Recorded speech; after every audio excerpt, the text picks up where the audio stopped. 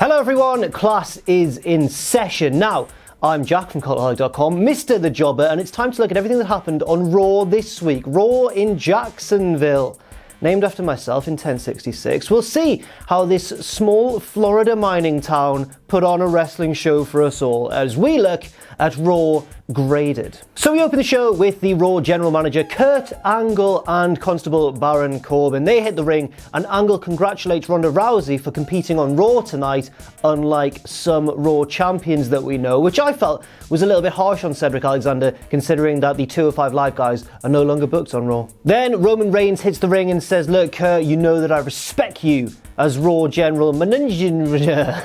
He couldn't say manager, he said Raw manager. But why did you kick me out of the building last week when you kicked the big dog out? Who's left to protect the yard? Oh.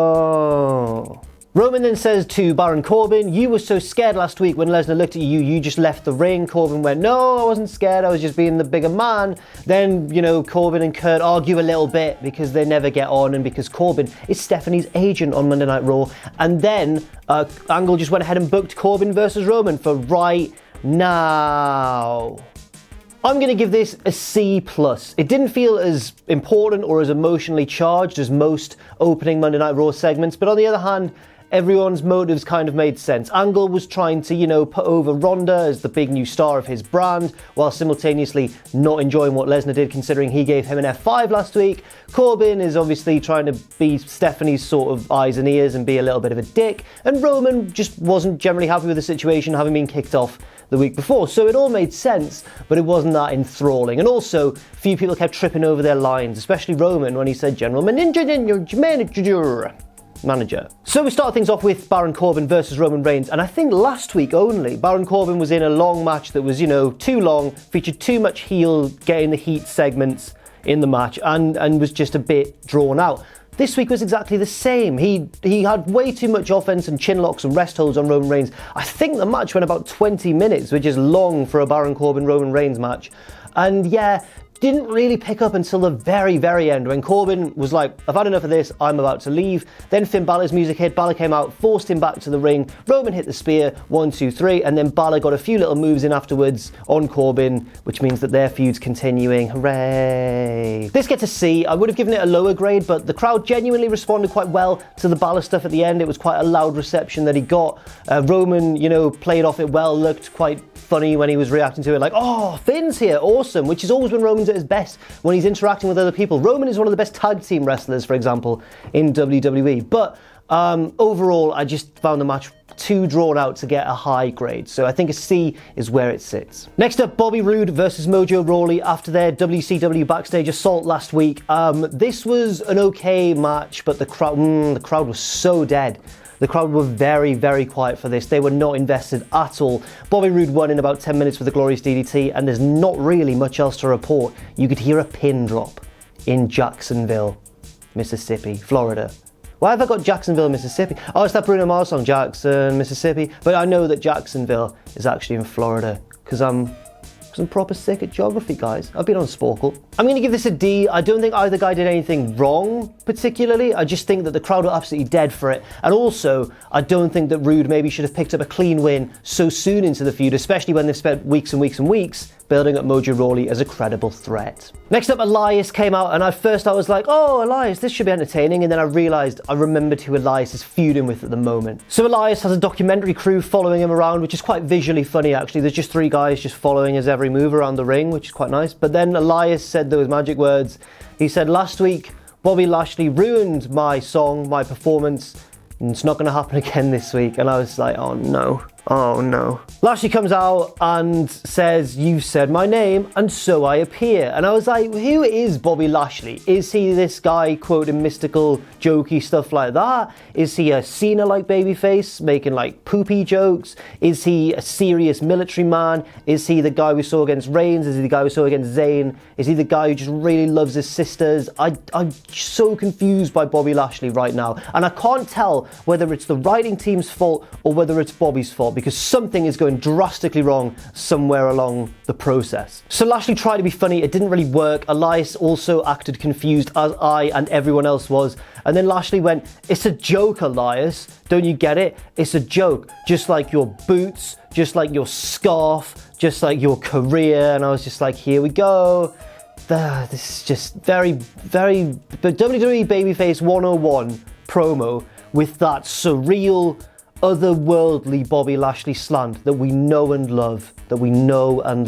Elias chucked a clipboard at Bobby Lashley. Bobby Lashley then got the upper hand because he's Bobby Lashley, and then called the film crew back into the ring to watch him hit a delayed vertical suplex on Elias. And I'm giving this segment an E because it's just like watching the Twilight Zone or something like that, or it's like listening to an album of a band that are just too avant-garde for me and I don't understand what's going on. But it's not so complicated that I don't understand what's going on. It's just mental. It's just insane, and it's like a jigsaw that's been smashed together all the wrong way around. I don't get what's going on. Next up, Rezar from the Authors of Pain versus Titus O'Neil of Titus Worldwide. Now, this comes after Apollo Crews rolled up Akam a week before and actually got a clean win in a minute or two over one of the Authors of Bloody Pain. So it was important that the Authors of Pain looked strong here, and it didn't really happen. Rezar got the win. He beat Titus in just a couple of minutes, as we all expected and hoped, but he needed a distraction from Akam on the outside. He couldn't just beat Titus O'Neil clean. I don't know why they can't just let the Authors of Pain be dominant boys. Why? Look at the size of them, Vince. You love big men. You love big men. We all love big men. You especially love big men. Let these big men be big men. This gets a C- because nothing went wrong and Rezar picked up the win, I guess, but at the same time he needed Akam's help. And at the minute, the booking from WWE's main roster team is at danger of making the Authors of Pain look like the Authors of Lame. Next up, we get the Kevin Owens show, but rather than be in the ring, as it always is, it's on a curiously elevated, very covered platform at the side of the stage. Now, given who Kevin Owens is feuding with currently, I wonder what's about to happen. Also, a bit of insider info. Last night, I was meant to be part of a WWE conference call, which we're a part of now, which is lovely, with Braun Strowman. And it got cancelled, unfortunately, and that's understandable. There's delays, everything sort of happens. The reason that was given was that Braun needs to go straight into rehearsal. And I thought, rehearsal? Well, he's definitely doing something strange and Strowman-esque tonight. And it turned out to be true, so I'm quite pleased. I kind of knew that before. I felt really important. I felt really, really important. So Owens brings out Jinder Mahal and basically puts him over as the DDP of the current WWE locker room. He says, "Look, I got thrown off the Hell in a Cell, or the cage, sorry, by Braun Strowman. I was in so much pain, but you've changed my life. Your tranquilo ways. I woke up yesterday, no pain in my body. I played with my kids. It was awesome." And I remember thinking, what? Are we going to not enjoy Jinder here? He sounds like a bloody great guy from what Kevin Owens is saying. But then we get some signs of cunning Kevin Owens, who says, "You know what, Jinder, I know you can beat Braun Strowman. Why don't you have another match with him tonight?" And I thought, brilliant. This is excellent, because this is just Kevin Owens trying to soften up Strowman before the match at SummerSlam. Put him in against Jinder, who's probably going to lose, but is a big, muscular guy. Soften him up, and you'll have a better chance of winning. I thought, brilliant, Kev. That is excellent strategy. Then the whole platform moved. Braun Strowman pushed it over. All seeing Jinder and Owens were all going, whoa, and then fell down. It was great. It was quite good. I enjoyed that. I'm not always a fan of Strowman's big set pieces, but this one I thought was all right. I'm going to give this segment a B. I thought Owens was strong on the mic. I liked his motive, or I thought I did until what happened next. And also, I enjoyed the stunt from Strowman too. So no complaints here. The match sadly did not go down quite as I'd envisioned. So it turns out that Owens actually wanted the match set up so he could have another go at stealing the Money in the Bank briefcase. But I don't understand why. I get why he wanted to last week, because he wanted to stop Strowman from cashing in on Briggity Brock Lesnar. But this time, it's almost like they're just getting him to steal it just because mind games. And it doesn't really make too much sense. So Owens interfered twice in the match, stole the briefcase on both occasions. Strowman chased him down on both occasions because Owens gets really slow when he's got the briefcase. Strowman's going to get out the ring, Kev. You could be off. You could be in a car. You could be heading for the airport as we speak. But yes, Kevin Owens had the briefcase. Strowman ripped it off him on the ramp, turned around, clocked Jinder with it, and the referee went, "That's a DQ. Jinder Mahal is the winner." And Strowman looked really cross. That's the match there. I'm going to have to give this a D- because I didn't enjoy it. It didn't make too much sense, and I thought the promo segment before it was far superior. So yes, I'm sorry, Kevin, you're one of my faves, but this segment gets a D-. Next up, Seth Rollins versus Drew McIntyre and Dolph Ziggler. Now, I should point out that this has got a whole backstory to it. There was a few things that happened beforehand on Raw that led up to this match. So basically, Rollins wanted revenge on Drew and Dolph for jumping him last week, fair enough. Said to Kurt Angle, put me in a match with those guys. Angle went, find yourself a tag partner, it's a done deal, you can have it, you can have the match. And so Rollins was like, right, I'm going to find a tag partner. And we were all thinking, oh my God, it's going to be Dean Ambrose. Dean Ambrose is going to come back. Then Rollins went and found Tyler Breeze. And Tyler was like, I'll be your tag partner. And then Reigns came and went, I'll be your tag partner. And Rollins was like, I'm going to have to go with Roman Reigns. Sorry, Tyler Breeze. And I was kind of thinking, that was nice to Tyler, but fair enough. I guess Reigns is, kayfabe much, much stronger than Tyler Breeze. So, fair. And then, on their way to the ring, the two former Shield allies were stopped by Kurt Angle and Baron Corbin, who gave Angle the phone and went, Stephanie's got something to say. Angle went, oh no, Stephanie says that Reigns isn't allowed to tag with you, otherwise he loses his title shot. And Rollins went, don't worry, I'm going to figure something out. And again, I thought, it's going to be Ambrose, or it's going to be Tyler Breeze, who offered to be his tag partner beforehand. It wasn't. Rollins' plan was just to go out there and fight a handicap match. Disappointing. The match itself was pretty good. I'm going to give it a B-. A B for the match and a minus for the backstage stuff, which I didn't particularly enjoy. But yeah, the match was good. Rollins had his back against the wall, which is always when he's at his best.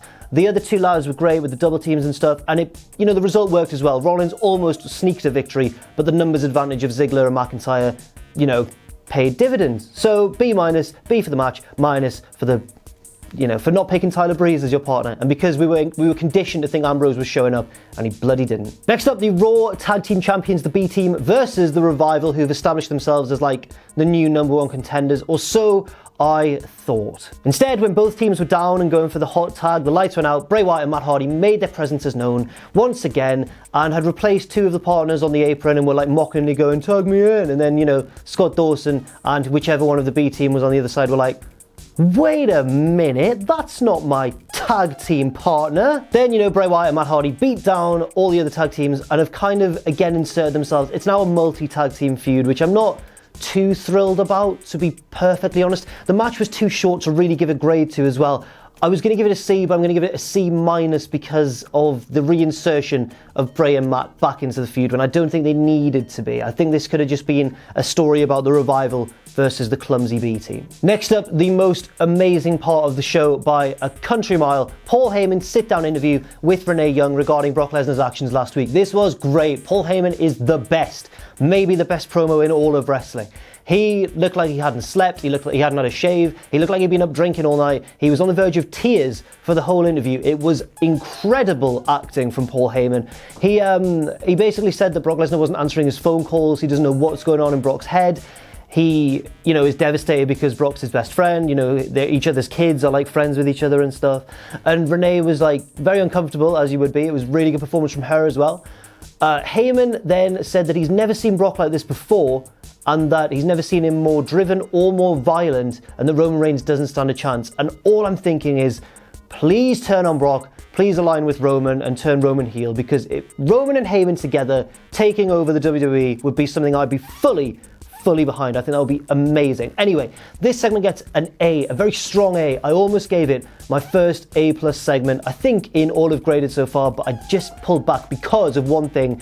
This was an amazing segment to try and save a feud that nobody's really invested in, rather than an amazing segment in an also amazing feud. So it gets an A, not an A+, but man, Paul Heyman, what a guy. Next up, Sasha Banks and Bayley versus the Riott Squad, Liv Morgan and Sarah Logan. This was a decent tag match, nothing spectacular, but pretty alright. The heels won, though, when Ruby Riott came back and caused a little distraction, which led to a roll-up in the ring, which is fair enough. I like that Ruby Riott's back. I'm glad she's recovered from her injury fine. Fair play to her. Great woman, great wrestler. I don't know why I'm gushing about Ruby Riott. I just think she's pretty good. But this was nothing like to write home about. It was okay, but it wasn't a fresh matchup, if you see what I'm saying. I'm going to give this a B-. It was going to get a higher grade at first, but I've knocked it down to a B- just because we've seen Bayley, Sasha, Liv and Sarah clash a lot over the past few weeks, and I'm getting a little bit sick of it. But apart from that, the action was totally fine. Ruby's return was good. And finally, the main event, Ronda Rousey versus the beautiful Alicia for... Now, Ronda Rousey in this was, again, treated like a star. I'll say that it's probably Ronda's weakest match yet out of, the big three that we've seen her have. So the WrestleMania one, the one against Nia Jax, and now this one. But at the same time, it was still full of big Ronda Rousey moments. She has such a presence about her when she wrestles. Now, I wasn't really sure what to grade this because there was a lot going on. There was an interview with Alicia Fox before the match. There was an interview with Ronda Rousey after the match, after she'd won. And she won, by the way, with an arm lock and an arm bar, and Fox tapped out, obviously, very quickly. She wasn't the Terminator like last week when she battered Ronda Rousey. No. Ronda then cut a promo on Alexa Bliss, and then Bliss jumped her from behind, and then Ronda got her out of the ring with the help of Natalya, and then said, "I'm gonna batter you at SummerSlam, mate," and then slammed down the microphone, and it flew right up and nearly hit her in the face again. It was intense. It was great. On the whole, I think I'm going to give it a B. Some things didn't work, some things did, but you can't deny Ronda's insane star potential. And I am genuinely very much looking forward to the match at SummerSlam. So it did its job. So overall, this Raw gets a C-, and it would have got a much lower grade if it wasn't for certain people like Paul Heyman, obviously, Ronda Rousey, Seth Rollins as well. Drew and Dolph were good in that match too, but generally, it was a bit of a Monday Night Raw. I don't know if it was the fault of the wrestlers particularly, or more the fault of the way the show was structured. There was a lot to get through sometimes, bit of a slog at parts, but as I said, it was saved by Heyman, Rollins and Ronda, and not Elias or bloody Lashley. Elias tries, Lashley just... I don't understand. He creeps me out. It gives me the creeps a little bit. Raw gets a C- from Jacksonville, and thank you very much for watching. I'll do my outro. So yes, thank you once again for watching. I've been Jack from Cultaholic.com. You can follow me on Twitter if you want, at JackTheJobber. Follow all of us at Cultaholic, and check out our Patreon too, patreon.com/Cultaholic. And never forget, of course, to join us.